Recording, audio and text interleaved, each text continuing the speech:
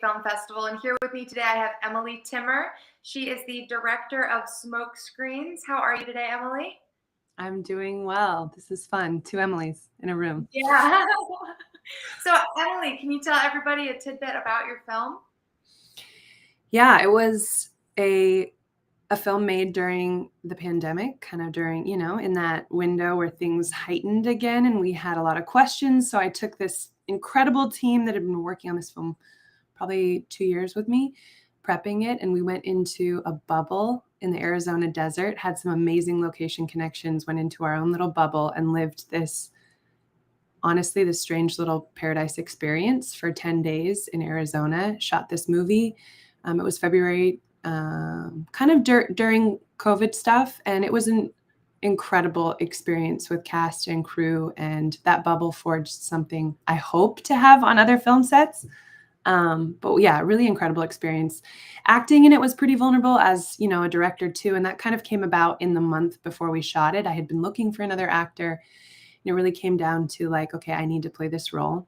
So I really had to trust my team, and they went above and beyond. It was very much a shared vision. So I'm very grateful. And you wrote and also starred in this film. Yeah. It was a labor of lots of personal love. Yeah, it had been something that had developed between my best friend and I. And the story, I think, as a lot of these stories are, has all these fictional, settings, places, moments that allow for a lot more emotional truth. And I think in hindsight, the more I've reflected on this film, I've realized that. But I had developed it kind of in conversation with my best friend, Stephanie, who the other character is named after.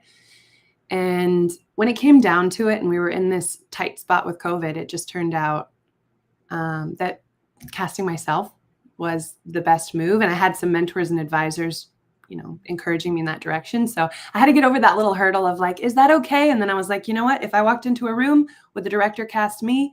It was like splitting your personalities. And I was like, okay, this is what we got to do. So interesting experience. I would say it was so informative. And I think set me up for a lot of things I would never have understood as a writer-director had I not acted in my own thing, good and bad and hard. I won't do that in a lot of films, but I will say in that one, it was just such a powerful experience to be on both sides and to learn things and to witness things I never would have had I stayed behind the monitor, Yes, absolutely. I mean, I don't know from personal experience, but I know that there are plenty of movies where the directors were in their movie. So don't by any means think that that's like not an okay thing to do, because it's not like this is the first time it's happening. With that said, though, so what inspired your writing for this story?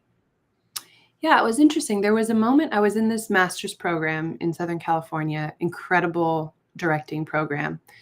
One of our professors did this really interesting thing to give us a spark for a story. And he had us come in and bring an object. And he said that often we start a story being like, okay, here's something I've learned or I've understood, and let me write about it. And he said, don't write what you know, write what haunts you.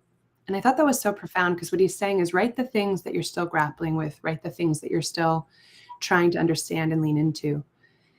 And he said, okay, in order to do that, bring an object into class. And this is an intimate setting with like just 16 of us directors. We all had to bring an object and share about this object and allow this object to potentially be the seed for a story. And so I had brought in this pig keychain that one of my friends had given me, and its neck had snapped and it had all these little wires, this little flashlight. I brought it in because I had kept it for all this time. And this particular friend had given it to me who had seen some of my uglier sides. I've been a perfectionist a lot of my life, and that's been something I've unraveled for a while. And when I brought it in and shared with these classmates, I was just like, I don't really know why I brought this in, but I think it has something to do with it's broken and I still want to keep it and it means something. And I got all emotional. I couldn't really understand why. And I was like, oh, there's something here that's still haunting me. And really the story just grew out of this sense of like, whoa, can we be loved? Can I be loved when I'm seen at my worst, at my shadiest, or at my darkest moment? So literally the whole script, the story, the way it was directed is just born out of what if somebody else is brought into this moment you're unraveling? And what if they receive you in that moment? And so this pig became like a central element of that. When it breaks, it's like, well, you can, you still be loved when you're broken. So that's it. I love that meaning. Is that what you want your audience to take from your film? Yeah, I think it's a quirky little, emotional and subtle piece, but I think that's what it all builds toward, is hopefully that somebody could watch it and resonate with that moment and, have this little soft moment of feeling like either they see themselves in it or this sense that there are people around you who are going to meet you when you don't feel your best, or worse yet, when you feel your worst, who are going to embrace you and who are going to say, hey, I love you when you're broken, I mean, that's a beautiful message to send out to people. And I know that there are going to be people that is going to resonate with them. I think everybody feels that way. Nobody ever feels like they're perfect. And right. We pretend. So how did you find, your cast and crew and the people that you worked with on this film? Oh, that's fun, because that was like the true highlight. Starting with crew, I met my collaborators in graduate school in a graduate MFA directing program, and we sort of just like homing pigeons found each other over the course of these 3 years. So forever grateful for that. If anything, film school is worth just the people you would carry with you. My cinematographer, Miguel, who might have been here today, but he is absolutely astonishingly talented, and also just this, like, we share very little in terms of background context, and yet see the world in so many similar ways, and he understands things I would have to explain at length to other people. So huge, like, kindred spirit there. The rest of the team, in a similar way, we just gravitated to each other in that program. And then my co-actor was just a like stellar, solid, amazing find that I think I was a little blind to for a bit, because I had cast someone else. We were trying to go for a name in a sense. And it was this serendipitous moment 10 days before shooting. This is the worst when it's happening. 10 days before shooting, we have so much locked, locations in Arizona, everything. And this other casting choice, 50% of the film really, had to pull out because of COVID, as happens, like, understand. But we're just left in like a desperate state, I would say. And so I had known Zara through another friend. She's extremely accomplished in Australia and has had a great career and was here over COVID. And it was just like this aha moment where I was like, oh my gosh, I probably should have cast her from the start. Reached out to her, and it was, again, serendipitous. She's like, I happen to be free this whole like 3-week period. She came to Arizona, and the minute we drove, this is hilarious behind the scenes, but the minute we drove the road trip out to Arizona, I ended up driving her. Those 7 hours, I was like, well, this is going to work. We're already these characters. Like, it was just like, put the cameras on now. This is perfect.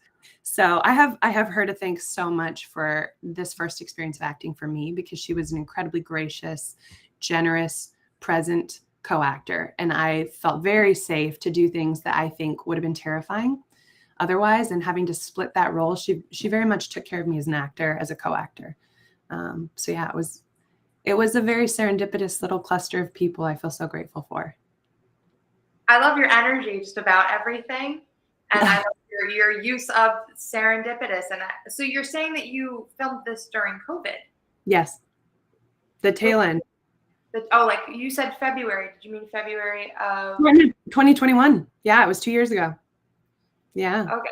And so I guess besides losing one of your lead actors, did COVID have any other effect on, filming?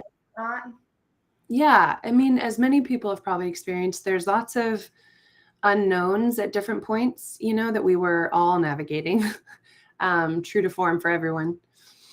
And it was a complication, I would say, to navigate going through a set, even out in the desert, with lots of little steps to ensure we were being safe, to ensure we were testing. So we did have to do the break for testing.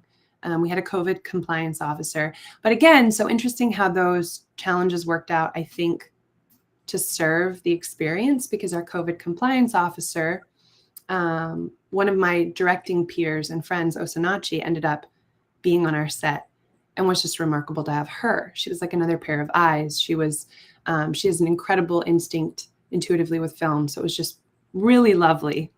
To end up having her there, even in this role of COVID compliance, that served well.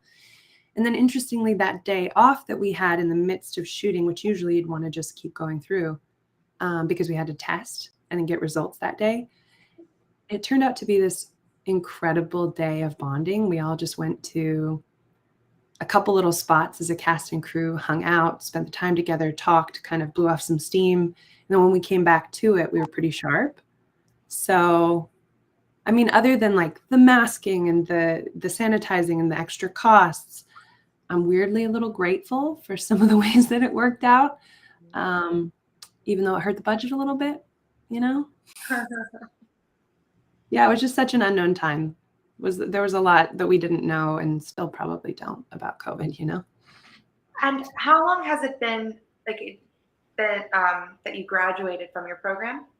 A year and a half. So right now I'm deep into a feature film production. Ooh.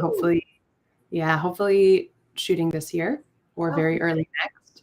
We've got another amazing team and we've got a script and we've got some great things brewing for a feature, which is exciting and terrifying. You filmed this Smokescreens for your program? It was a graduate thesis film. Okay. And you got an A? And you what? Did you get an A? Isn't that funny? Everyone wonders, and I was like, how does that work? There's like an academic side and then there's the like film side. So yes, I got some A's on the classes. And in terms of this film, there was wonderful feedback. I will say the professors, the faculty, some of the mentors were, and this is why I was hesitant to say I act in it, because they were all like, there was a policy that you don't do this actually as a graduate director. And they waived that policy just because of the circumstances and when we were shooting. And we got some amazing feedback. So that made it worthwhile. I was like, I do not want to let any of you down with this decision and this freedom you've given me. So it was a very satisfying experience to have the team pull through in the way that they did. I mean, your film has now gotten accepted into the Garden State Film Festival. So clearly. Yeah, I know. I'm so honored. Is this your first time with the Garden State Film Festival? It's my first time, yes. And I know we spoke a little bit prior. You said that you heard about this. I was at the Pasadena International Film Festival for Smokescreens. We had an amazing opportunity there. Won an award there. It was great, but was winning an award alongside. Oh my goodness, I'm gonna look. Hang on 1 second. I'm gonna find Heather. It's Heather. And Heather was there as well for a film of hers, and I was blown away by her and her performance. And I know she's part of Garden State. We were just chatting. She's like, hey, you should just submit to the Garden State Film Festival. And I was like, okay, let's do it. And then here we are. I'm very grateful.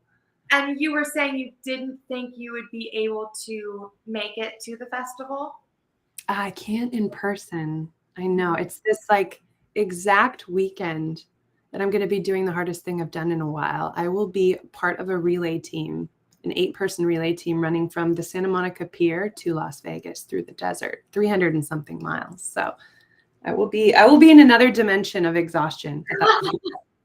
Well, I mean, I feel like it's such a pleasure getting to talk to you now, and best of luck with that, because I don't think I could personally. I mean, I could try, but I mean, that's a huge feat in itself. So, I mean, best of luck with that. But thank you so much for joining with me today. Do you have any advice you would say, like an obstacle that you ran into, that you learned from, for any newer starting out directors? Yeah, I mean, I'm still learning my own advice right now, learning from others. Yeah, I think prioritizing people truly and genuinely has been the best pathway. We talk a lot about networking, but it doesn't have to be that way. It's just learning to grow in relational, emotional health, relate to people really well, find common ground, and then build this group of people that you believe in and that believe in you and do it together. I think that's why we're in film. So I would just say learning to really prioritize strong, actual relationships that flourish in creativity, but that seems to be the best way forward versus worrying and stressing about success or accolades. It just seems like prioritizing people is always the way to go. Thank you so much, Emily, again, for joining with me today and getting to speak with everybody. You guys, you can see the film. Thank you.